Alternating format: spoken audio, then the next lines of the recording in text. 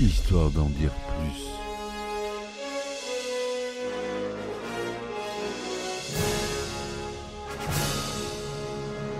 Eh ben attendez, on est en France. Allez, cul sec. Hop.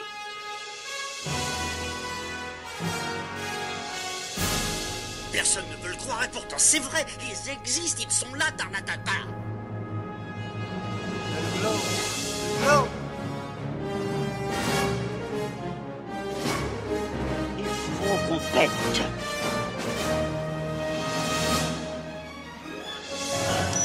Voyons, circuit branché, convecteur temporel temporisé. Bonjour, bienvenue sur Histoire d'en dire plus, cinéma, le podcast. J'espère que vous allez bien. Aujourd'hui, on s'attaque à un monument, si ce n'est le monument des films d'horreur. Le réalisateur, scénariste et à la musique, Tobe Hooper, c'est Massacre à la tronçonneuse, le film de 74. Allez, c'est parti mon kiki. Alors, Massacre à la tronçonneuse, ou Massacre à la scie au Québec, ils peuvent pas faire autrement. Les tronçonneuses, ils appellent ça des scies. The Texas Chainsaw Massacre, en original, est un film d'horreur américain réalisé par Tobe Hooper et sorti en 1974. Il met en vedette Marilyn Burns, Paul A. Partain, Edwin Neal, Jim Sido et Gunnar Hansen, qui interprètent respectivement Sally Hardesty, Franklin Hardesty, l'autostoppeur, le cuisinier et Lisa Face, le monstre. Le film suit un groupe d'amis qui sont victimes d'une famille de cannibales alors qu'ils sont en route pour visiter une vieille propriété. Lors de sa sortie, le film est présenté comme étant fondé sur des événements réels afin de susciter la curiosité du public et de livrer un commentaire sur le climat politique de l'époque. Le personnage de Leatherface ainsi que certains aspects mineurs du film sont inspirés des crimes du tueur en série Ed Gein, mais l'intrigue reste en grande partie fictive. Tobe Hooper a produit le film pour moins de 140 000 $ de l'époque, c'est-à-dire environ 725 000 $ d'aujourd'hui, et fait appel à des acteurs relativement peu connus, issus principalement du centre du Texas, où le film est tourné. Le budget modeste contraint Hooper à tourner pendant de longues heures, 7 jours sur 7, afin de pouvoir terminer le film le plus rapidement possible et de réduire les coûts de location du matériel de tournage. En raison de la violence du film, Hooper peine à trouver un distributeur, mais le film est finalement acquis par Luis Perrano de la société de distribution Bryanston. Hooper limite la quantité de gore à l'écran dans l'espoir de tenir un classement PG, mais la MPAA, la Motion Picture Association of America, le classe R. Le film rencontre même les mêmes difficultés au niveau international. Massacre à la tronçonneuse est interdit dans plusieurs pays et de nombreux cinémas cessent de le projeter en réponse à des plaintes concernant sa violence. Malgré des critiques mitigées, il s'avère très rentable, rapportant plus de 30 millions de $ au box-office nord-américain, soit environ 155 millions de nos jours, en vendant plus de 16,5 millions de billets en 1974. Il est depuis considéré comme l'un des meilleurs et plus influents des films d'horreur. Il est à l'origine de plusieurs éléments communs au genre du slasher, notamment l'utilisation d'outils communs comme arme de meurtre et la représentation du tueur comme une grande figure massive et anonyme. Il donne naissance à une franchise qui perpétue l'histoire de Leatherface et de sa famille à travers des suites, des préquels, un remake, des bandes dessinées et même des jeux vidéo. Donc, Massacre à la tronçonneuse, c'est un film qui dure 84 minutes. Il ne pouvait pas se permettre plus. Le résumé du film. Jeune et insouciant, 5 amis, Sally, son frère handicapé Franklin, Jerry, Kirk et Pam traversent le Texas sous une chaleur infernale, à bord d'un minibus. Ils s'aperçoivent bien vite qu'ils sont entrés dans un territoire étrange et malsain, à l'image d'un vagabond qu'ils ont pris en stop, un jeune homme au visage plein de stigmates, vicieux et en proie à des obsessions macabres. Ce dernier ne tarde pas à se faire menaçant, mais les 5 amis parviennent à s'en débarrasser. L'ambiance est d'autant plus pesante que de mystérieux profanateurs de sépultures sévissent dans la région, déterrant des cadavres pour les ériger en totems. Peu de temps après, l'équipe s'arrête pour faire le plein d'essence à une station-service.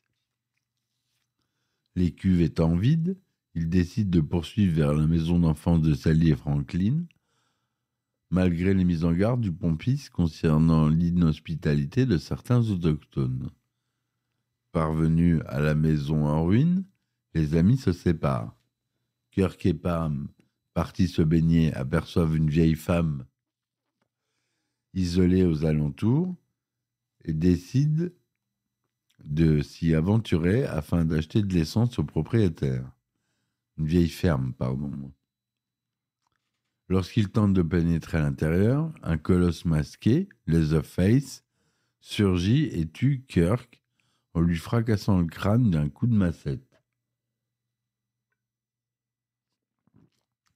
Puis il s'en prend à Pam, qui l'empale sur un croc-de-boucher, tandis qu'il découpe le cadavre de Kirk. Jerry, parti à leur recherche, découvre Pam dans un congélateur, mais il est lui aussi tué d'un coup de massette. Il ne reste alors que 2 survivants, et la nuit commence à tomber. Franklin et Sally, restés seuls avec le minibus, mais sans les clés de contact, décident de partir à la recherche de leurs compagnons. L'homme masqué s'abat subitement sur eux, armé cette fois-ci d'une tronçonneuse, avec laquelle il découpe Franklin. La dernière survivante, Sally, s'enfuit vers la maison et découvre à l'étage les restes desséchés d'un vieux couple. Elle parvient à échapper à Leatherface en sautant par la fenêtre et arrive à la station-service. Le gérant de la station, faisant mine de vouloir l'aider, l'attache, la bâillonne et l'emmène de force dans son camion à la maison dont elle s'est enfuie. Ils sont rejoints par l'autostoppeur qui se révèle être le frère de Leatherface. Leatherface et son frère descendent l'un des corps de l'étage, qui est en réalité vivant. Il s'agit de leur grand-père. Les hommes décident que ce sera lui, un ancien tueur à l'abattoir, qui devra tuer Sally d'un coup de marteau. Mais le vieil homme est trop faible. Une lutte s'ensuit au cours de laquelle Sally réussit à s'échapper à travers la fenêtre. Poursuivie par Leatherface et son frère, elle rejoint la route. Un camion renverse et tue le frère, et Leatherface attaque le véhicule avec sa tronçonneuse. Le conducteur l'assomme avec une clé serre-tube, mais est blessé à la jambe et s'enfuit. Sally monte dans un pick-up qui passe par là, tandis que Leatherface brandit sa tronçonneuse dans les airs, dépité. Voilà le résumé de ce film qui est court, hein, l'histoire est courte, vous avez vu. C'est quasiment chaque minute est une minute dans la vie pour ce film. Donc ça c'était donc Massacre à la tronçonneuse avec une langue anglaise, un budget entre 80 000 et 140 000 $ de 1974. C'est tourné en couleur 1/78e 16 mm mono. C'est pas du 35 mm, c'est du 16 mm. C'est du genre horreur. C'est sorti le 1er octobre 1974 au cinéma, aux États-Unis. Le 5 mai 1982 en France. Interdit aux moins de 18 ans avec avertissement lors de sa sortie en France en 1982. Auparavant, il avait été interdit de diffusion en salle. Actuellement, il est interdit aux moins de 16 ans. Il est quand même violent, hein, faut le dire. Hein. Le concept de Massacre à la tronçonneuse naît au début des années 70, alors que Tobe Hooper travaille en tant qu'assistant réalisateur à l'université de Texas à Austin et comme caméraman pour des documentaires. Il développe une histoire autour d'isolement, de bois et d'obscurité, s'inspirant du traitement de la violence par les médias de San Antonio, ainsi que des meurtres d'Ed Gein, comme on l'a dit, un tueur en série du Wisconsin des années 50. Ed Gein a également inspiré d'autres films d'horreur tels que Psychose d'Alfred Hitchcock en 60, Le silence des agneaux de Jonathan Demme, que j'ai pas encore fait en podcast et que je vais bientôt certainement faire. Pendant la production, Hopper utilise les titres de travail Head Cheese and Leatherface. Il dira, le co-scénariste du film, Kim Henkel, dira: j'ai certainement étudié Ed Gein, mais j'ai également remarqué une affaire de meurtre à Houston à l'époque, un tueur en série dont vous vous souvenez probablement a nommé Elmer Wayne Henley. C'était un jeune homme qui recrutait des victimes pour un homme homosexuel plus âgé. J'ai vu un reportage dans lequel Elmer Wayne: j'ai commis ces crimes et je vais me lever et les assumer comme un homme. Ça m'a paru intéressant qu'il ait eu cette moralité conventionnelle à ce moment-là. Il voulait faire savoir que maintenant qu'il était pris, il ferait ce qu'il fallait. J'ai donc essayé d'intégrer cette sorte de schizophrénie morale dans les personnages. Selon Tobe Hooper, les changements dans le paysage culturel et politique américain ont une influence déterminante sur le film. L'affirmation mensongère selon laquelle le film est basé sur des événements réels est une réponse aux mensonges du gouvernement américain concernant le Watergate, la crise pétrolière de 1973 ou encore la guerre du Vietnam. Le manque de compassion et la brutalité des événements qui ont marqué Hopper lorsqu'il regardait les informations locales l'ont amené à penser que l'homme était le monstre ici, mais qu'il portait un visage différent, si bien que j'ai mis un masque littéral sur le monstre dans mon film. L'idée était d'utiliser une tronçonneuse comme arme du crime est venue à Hooper alors qu'il se trouvait au rayon quincaillerie d'un magasin très fréquenté et qu'il réfléchissait à la façon de se frayer un chemin dans la foule. La tronçonneuse lui permet également de remplacer la musique qu'il était impossible d'inclure en raison du faible budget de production. Avec le scénariste Kim Henkel, il écrit le scénario en 3 semaines environ. Tobe Hooper et Kim Henkel coécrivent le scénario et créent une société de production appelée Vortex Incorporated. Henkel est le président, Hooper le vice-président. Il demande à Bill Parsley, un ami de Hooper, de leur fournir des fonds. Parsley crée une société appelée Mab Incorporation, par l'intermédiaire de laquelle il investit $60 000 dans la production. En retour, Mab détient 50% du film et de ses bénéfices. Le directeur de production Ron Buzman annonce à la plupart des acteurs et de l'équipe du film qu'il devra repousser le versement d'une partie de leur salaire jusqu'à ce que le film soit vendu à un distributeur. Pour rendre l'idée plus attrayante, la société Vortex leur accorde une part des bénéfices potentiels allant de 0,25 à 6%, semblable à des points hypothécaires.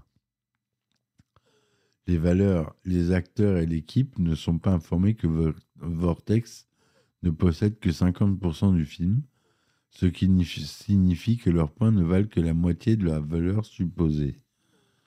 La plupart des acteurs sont à l'époque relativement inconnus. La distribution compte surtout des Texans qui ont joué dans des publicités, à la télévision et au théâtre, ainsi que des artistes que Tobe Hooper connaît personnellement, comme Allen Dazinger et Jim Sido. Leur participation au film propulse certains d'entre eux dans l'industrie cinématographique. Le rôle de Sally est confié à Marilyn Burns, qui s'est déjà produite sur scène et avait siégé au conseil de la commission cinématographique de l'Université du Texas à Austin pendant ses études. L'actrice Terry McKean est quant à elle une étudiante qui a travaillé avec des compagnies théâtrales locales, notamment le Dallas Theater Center. Le co-scénariste Kim Henkel appelle l'actrice pour une lecture du scénario, après avoir vu sa photo dans le quotidien Austin American Statesman. Il lui demande de porter un short qui se révélera être le costume le plus confortable sur le tournage. Le commentaire du générique de début est interprété par l'acteur John LaRoquette. Le personnage de Leatherface est incarné par Gunnar Hansen. En 1973, l'acteur d'origine islandaise apprend par une connaissance qu'un tournage de film horreur a lieu en ville et qu'il serait parfait pour le rôle du méchant, malgré qu'il est déjà pourvu. Hansen contacte le directeur de casting qui ne révèle rien sur le personnage, expliquant seulement qu'il s'agit d'un film d'horreur. Environ une semaine plus tard, Hansen rencontre à nouveau la connaissance qui lui annonce que l'acteur retenu pour le rôle est ivre dans un motel et refuse d'aller au rendez-vous prévu avec la production. Hooper est contraint de renoncer à l'acteur et en cherche un autre. Hansen contacte à nouveau l'équipe qui lui demande d'attendre un retour.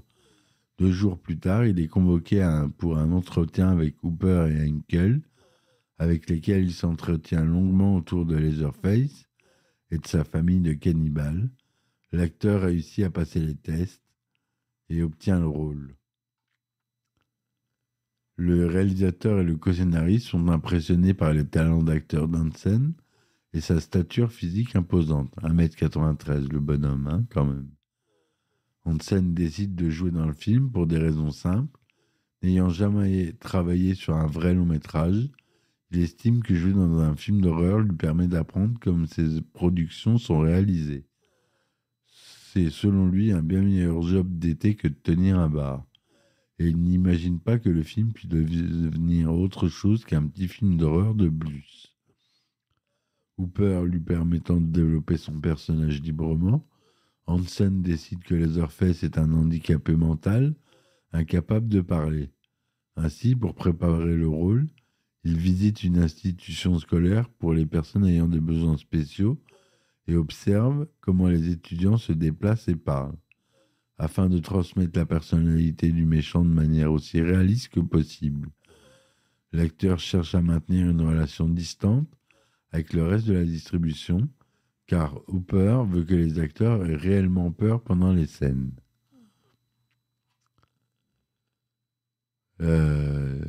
Voilà ce que je voulais vous dire sur ce film. En France, la commission de contrôle interdit la sortie de Massacre à la tronçonneuse en 1974, après une semaine d'exploitation en salle et une projection à la quinzaine des réalisateurs de Cannes. L'interdiction perdure sur 5 ministres de la Culture successifs. Le film sort finalement le 5 mai, date de naissance 82, date de naissance de votre serviteur, dans sa version intégrale, avec une interdiction au moins de 18 ans, accompagnée d'un avertissement. Voilà ce que je voulais vous dire sur ce film, où il y a beaucoup de choses à dire, mais je ne m'attarderai pas plus. Si vous avez envie de le voir, n'hésitez pas, ça reste un monument, un classique du genre, si ce n'est le classique. Oubliez les suites et les reboots, surtout le dernier. qui est vraiment pas top, qui est sorti sur Netflix, que j'ai pas aimé du tout, qui est pas du tout, je trouve, en adéquation avec le film original. Voilà mes amis, je vous remercie de m'avoir écouté jusqu'à là. Soutenez-moi sur mes différentes plateformes. Vous pouvez avoir des épisodes inédits, des anecdotes de tournage, des épisodes en avance. Voilà. Merci, à très vite et ciao ciao. Histoire d'en dire plus.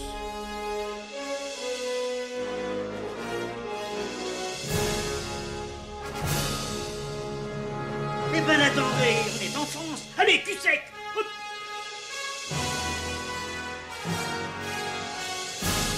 Personne ne veut le croire et pourtant c'est vrai. Ils existent, ils sont là, Tarnatata. Le globe. Il faut qu'on pète.